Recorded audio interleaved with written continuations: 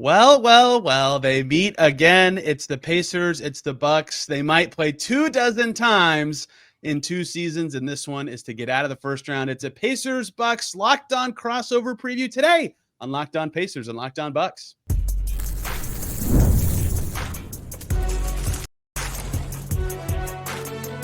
You are Locked On NBA crossover, part of the Locked On Podcast Network. Your team every day. Well, we've seen this one before. Here it is again. The Indiana Pacers and the Milwaukee Bucks. It's not one of their 13 regular season meetings the last 2 seasons. It's not the NBA Cup semifinals. It's the first round again, and it's going to be awesome. I'm Tony East. I host Locked On Pacers. And the Locked On Bucks crew, we have a lot to talk about. How's it going, guys? It's going good. I'm excited for this one. Yeah, it's hey, we got Giannis this time, so it's going great. Yeah, of course, not both stars, because the fate of the universe apparently will not allow that to be a thing. We'll talk about Dame in a second, but of course it's Pacers Bucks, guys, right? What else? How else could this season have ended for either team? After last year, the Pacers dominated the regular season. This time, it was one miraculous shot away from being 4-0 Bucks. It's just fate. The brewing rivalry is here.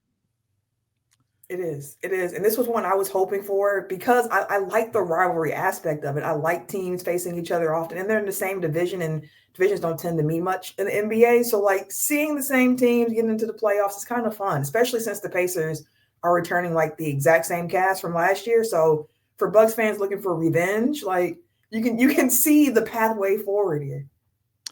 I didn't have quite the strong feelings Camille and a lot of our audience did, for reasons we'll get into throughout the show here. But yeah, I mean, the division importance. I mean, look at the Central Division. We'll see what happens with the Bulls as we record this, but maybe 5 teams in the playoffs from that Central Division. Love a good Midwest feud. The nicest people, their basketball teams all hate each other. It's funny to think about the differences between this year and last year's series, because obviously there's this giant Greek guy who is the thing. We'll talk a lot about him today. But the Bucks are so different even beyond that it feels like a totally different series to me, even minus Dame, in a way that's going to be really fascinating.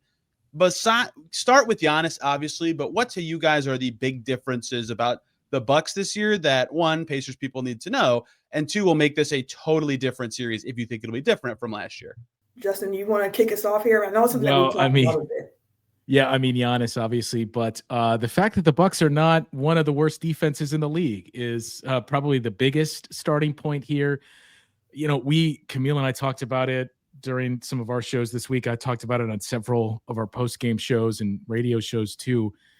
Go back to that series last year and look at the players the Bucks were playing in that series, and especially their bench. That's on been the perimeter mostly. I mean, Danilo Gallinari was seeing minutes in that series. You were relying on Pat Beverly in the starting lineup. It was Jay Crowder, right? It was an old, slow roster that couldn't defend. And, I mean, that was the big advantage the Pacers had. You knew they're going to run, and there's nothing we can do against this. So the defense being much improved is a big part, but having a reliable bench that is now kind of all of a sudden become this is the bench, but this is also the quasi starters, because these are the guys that we think Doc is going to lean on every game. Yeah, they have been, and they've been a really big difference to this Bucks team. I mean, the Bucks have the best 3-point shooting bench in the NBA right now, with Gary Trent Jr., Bobby Portis Jr., Kevin Porter Jr., who has been playing some exceptional ball since getting to Milwaukee in comparison to what we saw with him at the Clippers,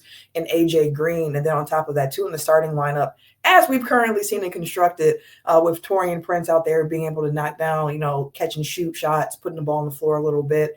The Kyle Kuzma piece of it has been a little bit of an adventure at times, but the value that he brings to the Bucks, I think, is more on the defensive end so far than what we've seen offensively. But overall, I just think this Bucks team this year has more options than what they were able to throw out at the Pacers last year. Even Jericho Sims being healthy, I'm not sure how many minutes he'll actually get during the series, but to have the option to play a defensive, versatile, switching big is going to be really huge for the Bucks. Just the options piece of it, I think, is really big for Milwaukee. Yeah, it's fascinating. You both led with 2 things that I have talked about already. One is that, I remember thinking in the middle of the season last year when the Bucks traded campaign for Patrick Beverly, they did that because their perimeter defense sucks and they need someone who can guard.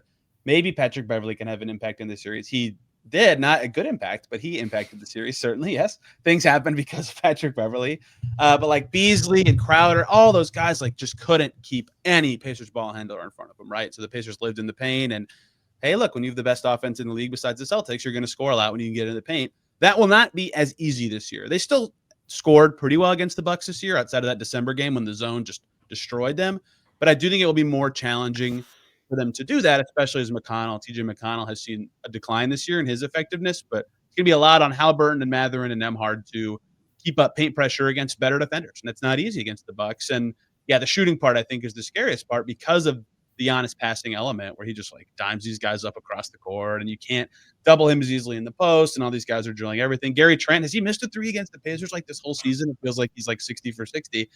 So those two things are like huge, scary switches in the Bucks personnel around the fact that Giannis is playing this time, which is crazy because up until last year, I think the Bucks had won 12 in a row that Giannis played against the Pacers. Like, I think everybody in the Central Division has been dealing with that. So there's a lot of little challenges that will make this challenging, obviously, for the Pacers this year in a way that it wasn't last year, even though they still have, obviously, their own advantages that we'll get to. Yeah, I mean, Gary Trent Jr., luckily for you guys, the first game against the Bucks came out, or luckily for the Bucks, wasn't in the first 10 games of the season. Otherwise, he would have been missing everything. But yeah, that's been one of the big stories. The Bucks have been able to keep up and push the pace. Their perimeter defense has been much improved. There's a lot of minutia and interesting matchups to get into with what we saw in that lone loss for the Bucks and Taurean Prince taking on the Tyrese Haliburton role. I don't know that I'd expect that or a heavy dose of that given what we saw the last time that happened. But I think the big thing is you kind of toe a line where I'm going to say something, but I'm not going all the way over the line here. And a lot of Bucks fans have kind of leapt over that line. Interesting to see some of the discourse. I am by no means saying the Bucks are better off without Damian Lillard because they're not. But with Dame out and looking at what the matchup was going to be for the Bucks, either the Pacers or the Knicks, you need some help defensively in the backcourt. And Ryan Rollins and Kevin Porter Jr. are both much more suited to take on that challenge than Damian Lillard was. They are. And for the Bucks, I think this is a series, and to Justin's point, not overlooking the Pacers, but this is a first round series against the Pacers where it feels like Giannis being the lone superstar with how the rest of the team is constructed should be enough for the Bucks to come out of this first round series victorious. And in large part why I have that confidence, it lies in Giannis. Like Giannis has been a problem for the Pacers for the last 4 or 5 years. And if we no, like 10 or less. Longer. Even if you just isolate the numbers for the last 2 years, because this Pacers team, as we see this year, is very similar to last year. Like Giannis is averaging like 37 points a game against the Pacers over the last 2 years, and his ability to get downhill, his playmaking, and how he's been playing the last few weeks to end the season, getting that rhythm of being the primary playmaker, I think is going to show up big for the Bucks. Yeah, Giannis is just terrifying. I mean, and they had this like wall thing they did last year and sometimes this year, you know, and I think this will happen at times, not all the time in this series. You guys know about it, but it's one guy on him, 2 guys just to the side, like make him pass. And I remember being in Indy in the game, he talked about like, we got to think about this loss and we're getting freaky. Yeah, blah, blah, blah. You know, and that was the game where he said, yeah, I've seen that coverage before, but like I'm naturally pass first. So I give it up. And at the time I thought, I don't think of Giannis as pass first, but that's interesting. And then this year he's like, oh yeah, he totally is. Like he just carves up that coverage and his passing's been better with better play finishers. And so I think not only is Giannis capable of going for, name your number, 30, 35, 40, whatever, against like literally any defender in the NBA. But if he's better against those kinds of coverages, the Pacers are going to have to get really creative. And I think that is going to be a challenge for them defensively because, as you guys have seen, when he won the Bucks a championship and in many other series along the way, Giannis is really good at busting up all types of freaky defenses. Yeah, and I'll add to that, Giannis is, I think sometimes that his like basketball IQ is underappreciated because Giannis normally can see something in the first quarter, kind of get an idea of what that look is. And as the game goes on, you see how he's able to adapt to what's being thrown at him because he's seen a lot of different coverages, like that wall you mentioned when the Raptors first unveiled that back in 19 in the playoffs. It was hard for him to get past that because the passing wasn't there yet, but he has worked diligently at that. And he's a pretty good playmaker now. So it's interesting seeing teams throw different things at him and seeing how he takes the game to really figure that out. And normally by the end, he's cooking. And as the Pacers saw in December, he can just turn around and shoot a mid-ranger over the top sometimes too. Mm-hmm. It's been the biggest part of his game this year, and I would imagine that's what the Pacers are going to say, and any team for that matter. All right, continue to hit those in the playoffs. I do not want to be the team betting on or against any sort of him doing anything. Let's talk about the Pacers in just a second. Before we do so, let's talk about two wonderful groups of people. First up, Skims. When I found out Skims was making underwear for men, I was intrigued. I've heard so much about their quality from friends and family, so I had to give it a try. And let me tell you, it lives up to the hype. I, like many, have had issues with underwear, whether it's fit or comfort or just finding the right style for me. Skims changed all that. Their men's line offers something for everyone, from boxer briefs to classic briefs, all designed with the perfect balance of comfort and style, like their cotton brief. Might be TMI, but I'm a briefs guy through and through. Finding the perfect yet classic brief can be quite the challenge. Luckily, Skims comes through with their cotton briefs. It's everything you love about a classic fit of a cotton brief with the maxed out comfort and breathability only Skims can do. You've got to check it out. Shop SKIMS Mens, at skims.com/LockedOnNBA and in Skims stores. Let them know we sent you. After you place your order, select podcast in the survey and select Locked On Pacers or Locked On Bucks from the drop-down menu that follows. Let's also talk about game time. There's nothing like the atmosphere of an NBA playoff game. Here they come. Every bucket, every defensive stop, every moment feels huge. It's electric in the arena. And with game time, you can be a part of it without the stress of last-minute ticket hunting. Game time makes it fast and easy to get playoff tickets. Even when demand is sky high, prices on the app actually go down as tip-off gets closer, and their last-minute deals can save you up to 60%. Many people use Game Time because of those last-minute deals and saving 60%, but also their all-in pricing means no surprise fees at checkout. What you see is what you pay. Take the guesswork out of buying tickets with Game Time. Download the Game Time app, create an account, use the code LOCKEDONNBA for $20 off your first purchase. Terms apply. Again, create a Game Time account and redeem the code LOCKEDONNBA for $20 off. Download Game Time today. Last-minute tickets, lowest price, guaranteed. It's the playoffs, and we're crossing it over here on Locked On Pacers and Locked On Bucks. There's a lot of differences for the Bucks. They don't have Chris Middleton. They might not have Damian Lillard. We should have talked about that a little more. They have Kyle Kuzma now. They have an entirely different bench. The Pacers are very similar. They do not have as many differences. They will have the exact same starting five as last year's series with the Bucks. They will have at least two, maybe three different bench players. I'm very curious, actually, how they'll build out their second unit. But what makes the Pacers different is they can actually guard now. Above average in defensive rating, top 10 since January 1st. I wouldn't call it like a super strength for the Pacers, but like the Bucks, after a slow start to the season, they've been really solid on both offense and defense, and that is why they are more threatening. What questions do you guys have about the Pacers and their changes or challenges this year? I know one for me, you kind of alluded to it with the lineup. I know the Pacers are one of like three teams that have one of the deepest benches with guys getting at least 15 minutes per game.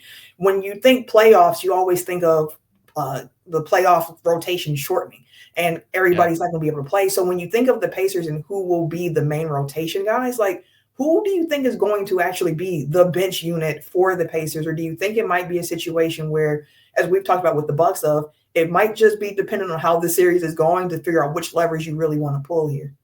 Yeah, they're very fluid with all that. Like last year, they played 10 guys in game one in Milwaukee, and like Doug McDermott and Jalen Smith played. And then no one played more than 24 minutes besides their top 8 the rest of the series, right? So I think like the Bucks, both these teams will be very reactionary in a good way with how they manage their bench. And the Pacers are usually proud of the fact that they play fast and use their depth to keep energy up with guys. And that's why they play some of their bench players a little more than other teams. But that might be hard this year, right? Do they try to go small again like last year because there was no backup center? If Jericho Sims plays, then have to play Thomas Bryant. That's a new element. He wasn't even on the Pacers for last year's series, but he's been up and down with his shot. His defense has been poor. Ben Shepherd played a lot last year in the playoffs for the Pacers, shot it well against the Bucks. He can guard. He can really move. His shot has kind of vanished the last couple months, right? He's been probably the 10th or 11th even guy for the Pacers. But the inserted element certainly will be Bennedict Mathurin, who maybe had his worst game of the season on defense in Milwaukee in the most recent meeting between these two teams, but also has been awesome against the Bucks a lot in the last 2 years. Granted, some of that was against the flimsy perimeter defense Bucks that we already talked about today. But in theory of what the playoffs is, if the game slows down even a little, that type of player is really good, right? Guys who can size up a defense, evaluate an ISO situation, and draw a foul or score. And so there's a lot of optimism in Indy about him being a guy who can rise up and be very valuable in the series, especially on that offensive end. And he can guard the ball pretty well. He had that insane strip on Giannis to win the Pacers the first game against the Bucks last year. Obviously, he's not going to guard Giannis one-on-one, but like he's shown that he can fight in those matchups. So it might be different with just Ben Shepherd out and Bennedict Mathurin in, and maybe they mix in a Jarris Walker because they'll need size to defend Giannis in a way they didn't need to do last year. But it's largely going to be similar. And just how much they use their depth will depend on, I think, the stuff we already talked about, how the series is going and what it requires. These two coaches have shown that throughout the years. Yeah, I guess I'm curious too about the Giannis matchup. I mean, I don't think there's me too. I don't. It's not as simple as looking at this Bucks roster and saying, well, there's no Dame for now. And Camille and I have kind of talked about. I'm of the mindset you just have to assume he's not back. Yeah, if he comes back at some point, great. But look, okay, I'm going to address my audience and maybe yours as well with this. After last year with the daily Giannis updates and the Chris Middleton this season, he's going to be ready by opening night. I just don't believe. I'm sorry, Chris Middleton this season or Chris Middleton each of the last 3 to 4 seasons? I'm just not. I don't believe any of the injury updates. I don't care. If he's going to play, I will tell you, listeners. If not, just assume Dame is not playing. Okay, that is the end of that. Yeah, and I mean, I've seen a lot of if there's no Dame and there's these role players who have played well this season, but still role players, okay, then just make them score and take Giannis out of it. I think that's to your point of what Giannis said before, too. That's where Giannis has been at his best. I mean, we've seen a 17 or 15 assist, a 20 assist game for him here, and the Bucks have kind of reshaped the roster too with guys that some of them it's still wait and see that we do have to see that extended look in the playoffs, but other guys that have done this in the postseason and are proven that it's not like when you're going into where you were last year. So I think there's a lot of confidence there of the guys are going to hit shots when Giannis gets them those looks. And then you start to see the other one of, okay, well then just let Giannis score and take the shooters out of it and just say, if Giannis is going to score, Giannis is going to score. And I personally hope that's what Indiana does. I don't think Rick Carlisle is that dumb, because if Giannis does that, if Giannis scores 40, the Bucks are going to win more often than not that game that he's in. And it also means Indiana's not getting out in transition. It gives the Bucks a chance to set the defense. Yeah, so the game the Bucks won last year in the regular season was Giannis had 60 something, and we saw that happen. And I went and looked, and they're 4-1 when he scores 40 plus this year. If he scores a lot, the Bucks are really good. No way I'm doing that. I'm hoping Variance helps me out by trying to let other guys go crazy. If I lose to role players, I lose to role players, right? It seems obvious to me, but a lot of people have suggested what you said. I'm have you watched him before? That doesn't make any sense to me. And the game the Bucks won in December is my poster for that one, because if you guys remember that game, the Pacers were up 19 in the third quarter, and they were one hard punch away from the Bucks probably just being okay, we lose. And instead, they got in this zone defense that was getting a lot of stops, and then Giannis was scoring a lot, and it was just this constant snowball effect of basket, set the zone, get a stop, score, set the and it just never ended. If you let Giannis score over and over, and the Pacers are taking the ball out of the net, like you said, that won't work. I don't know. People are going to ask, who should they put on Giannis? Does it matter? Am I not that it doesn't matter. It does matter. You need to choose the best answer, but it's going to be multiple guys doing several different things, right? And so it's more to me. The interesting part is not to slam on anybody, but would you guys say Ryan Rollins is the worst shooter probably who's going to play in the series off the ball? Maybe Kuzma. I don't know. Kuzma. Yeah. Who's guarding those guys? Who's going to be doing a lot of the helping guarding Giannis, right? That is more interesting to me when you consider how they'll match this up, because they're going to have to send him multiple guys and different coverages throughout the game. I just listened to Tom Thibodeau talk about how the Knicks will defend Cade. He said, we can't just defend him the same way over and over, right? We got to send different coverages at him and make it confusing, even if it's something he's seen before. Make him think for a second, just disrupt the flow, just for that's what the Pacers are going to have to do. It's easier said than done, like everything ever, but I don't know that I'm so concerned who they start on him to start the series. I think it's more about the other ways they'll be defending him, if that makes sense. Yeah, and I know the Bucks starting lineup has been maligned at times by a lot of Bucks fans, especially when we talk about what that second unit has done, closing games and how good they've been. Yeah. But Doc has said routinely he likes that group starting because you're getting minutes with Giannis right off the bat, and Taurean Prince and Ryan Rollins are both very good spot-up shooters and both defenders. So he likes what they get there to start the game, and then you kind of figure out when's the right spot to bring the rest of them in. Kyle Kuzma, I would imagine, is going to be given a lot of dare shots in this series. So there is a fine line of how many of those you can take. Fortunately, the series is not in the bubble. Well, fortunately for you, unfortunately for the Bucks, we've seen that number reach as high as 13 threes in a game that he's attempted.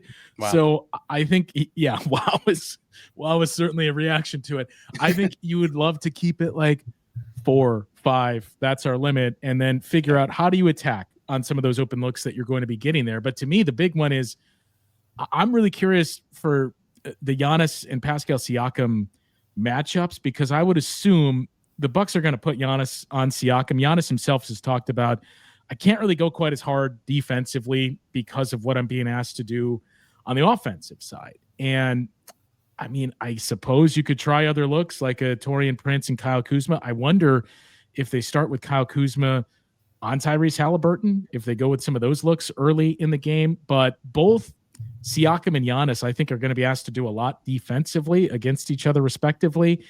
And that's the one thing that does give you pause is, well, the Pacers do have other options that they can lean on for offense if that's going to take some out of Pascal Siakam. The Bucks, they've got shooters, but they're not quite in that same role of finding creators other than a guy like Kevin Porter Jr.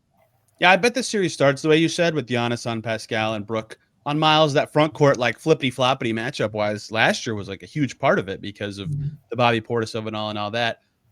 You kind of just tease this. Who do you think guards Ty? Do you think it's Kuzma? Do you think it's Rollins? How do you think they'll handle it? I think we'll see both. I do wonder if we see Kuzma to start, but given that there's no Dame, I do kind of assume we're going to see Ryan Rollins start the game on him. What that means for Taurean Prince, where you put Kuzma, maybe it is Kuzma that you put on Pascal Siakam then. But I think Doc is going to be inclined to start with Ryan Rollins on him. And then what we've seen throughout the course of the back half of the year, and we saw it a little bit with Taurean Prince. I don't remember if it was the Pacers game in Milwaukee, the last one, or a couple other of those matchups, but we've seen Doc put Taurean Prince on that type of player. And if it's not working, he's at least recognized and said, okay, now we're going to go to Kyle Kuzma on this matchup instead. And that might sound funny to say we're going to Kyle Kuzma for this matchup, but Kyle Kuzma's defense has been something that has surprised me during his time here in Milwaukee. And we've seen Doc utilize him as like, hey, we didn't show this look throughout the first half, but third quarter coming out, we want to utilize this look. And part of it initially, it was talked about was just Kuzma's conditioning and getting himself in the shape to be playing on a team that's contending for the playoffs, trying to get to a championship. Was a different level of conditioning that Kuz admitted himself that he was not accustomed to while he was playing with Washington. So I'm really curious to see how Kuz is utilized in this series defensively, because with his length and his size, especially when the Bucks roll with a Kuz, Giannis, Lopez, or whatever other big you want to put in their front court, the Bucks can have a lot of size out there, especially if Taurean Prince is the nominal 2 guard. I and many don't view Kuzma as a great defender, but if you're big with size and you're playing on a connected defensive team, you can certainly have a positive impact, and the Bucks could just go zone and ruin everything the Pacers do, like they did twice this season. X Factors, series predictions coming up, but before we talk about any of that stuff, did you know your Fire TV is also an Xbox? Turn any TV into your gaming and entertainment hub with Fire TV Stick 4K devices. No console required. Just grab your paired controller, subscribe or sign into Xbox Game Pass Ultimate with EA Play included, and you're ready to play. Dive into hundreds of premium titles from EA Sports College Football 25 to Call of Duty Black Ops 6 and Avowed as easily as you stream your favorite shows. It's gaming made simple, and it's all on your Fire TV. Endless entertainment. With 4K streaming, you can watch more than 1.5 million movies and TV episodes as well at your favorite subscribed services like Netflix, Prime Video, Disney Plus, Max, and more. It's affordable and portable gaming. If you have lots of hardcore gaming experience, this could be the way for you to do it with a Fire TV 4K stick. It's a game changer. Head to Amazon.com/Fire TV Lockdown to get started. Xbox Game Pass Ultimate subscription and compatible controller required. Available on select devices, including Fire TV Stick 4K 2nd Gen, Fire TV Stick 4K Max 1st and 2nd Gen, and the Fire TV Cubes 3rd Gen. Back here, crossing it over for Locked On Pacers and Locked On Bucks. Both of you, we know Giannis is going to be awesome. They have other talented players on the Bucks, but who is your non-star player X factor for Milwaukee that could swing this series? I think for me, it's a few different ways you can go, but I'm going to go with Kevin Porter Jr. We kind of hinted on the whys behind that, but without Damian Lillard in the lineup, the Bucks do need that shot creation. And KPJ has put up some numbers and shown an aptitude to be able to go out there and get his own shot. Initially, when he came over to the Bucks, he was kind of like that stopgap guy who would be on the floor when either Dame and Giannis are off, or Dame's just off, or Giannis is just off, so he can have the ball in his hands a bit more and create from there. But over the last few weeks, you've seen the chemistry between him and Giannis really grow. And the ability to create shots is going to be of the utmost importance for this Milwaukee Bucks team. So Kevin Porter Jr. is somebody who I think is a big X factor. And then like another teaser, I would say Bobby Portis Jr. For a lot of the same reasons, getting to it different ways, but another big who can also be a little bit more mobile. KPJ is one that I'm like, oh man, I talked about him a lot on my show yesterday. The muted currently Justin Garcia. Who is your answer? Look at that. You're welcome. You are welcome. Well, so when Camille started with KPJ, I get that's probably the number one guy that most people would mention because how good he's been for the Bucks, frankly, and that has been the biggest surprise of the second half. I mean, take everything off the court out of it, because that certainly raised a lot of eyebrows when the trade happened. By the numbers, he was one of the more inefficient offensive players in the league this season, and that has not been the version of Kevin Porter Jr. that the Bucks have gotten. He's been a terrific defender as well. So I think he's the clear choice. I was going to say, okay, I'm not going to double up, so I'll go with Bobby Portis because I do think this is a Bobby Portis series. He was off to a good start last year until Game 4 happened, and no recovering from there. But I do wonder, and this tough for two of the biggest Brook Lopez defenders. I don't think this is. I thought one of you were going to pick him. That's so interesting. I don't think it's a good Brook Lopez series because that is hilarious. So I've heard that a lot. Hilarious to me because I'm like, man, Brook Lopez is taking a lot of twos now, right? I'm not tripping. Like he's like that actually puts more fear in me. Like he's good at those. Well, and it's just like a change up. Yeah, I think where it kind of becomes interesting is we've seen the Bucks more and more willing to, and a lot of it was necessity, especially when they were down to just Giannis and Brook as the only bigs on the roster for 25 games. We've seen Doc willing to lean into Giannis at the 5 and playing much more switchable. And Brook Lopez, that's the one concern I think you have is that 2-man game and getting out in space against Tyrese Haliburton and other guards on the Pacers. So I do think Bobby Portis is going to be very important in this series to have another good showing here and give you some more of that mobility defensively, especially if he's hitting shots. But since Camille took both of those, I was teeing you up with BP. I'll keep it with the juniors, and I'll say Gary Trent Jr. because what he's brought defensively, he is a big gambler, but he's a tough defender.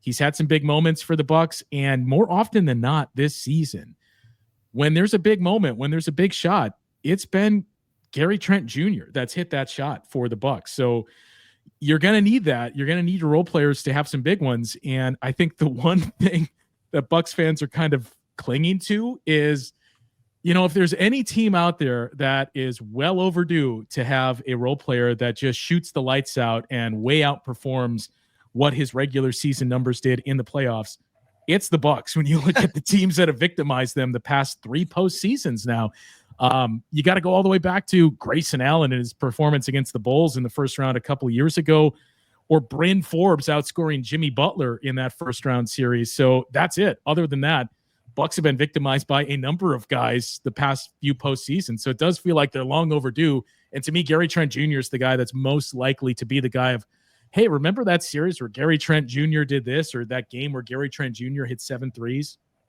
Yeah, he would have had the shot against the Pacers this year had Tyrese not immediately responded with a tougher one. Yeah, he's made again. It feels like he hasn't missed against them this year. Those are all good answers. I think the honest plus the bench groups featuring everybody that you just said is going to be terrifying. Yes.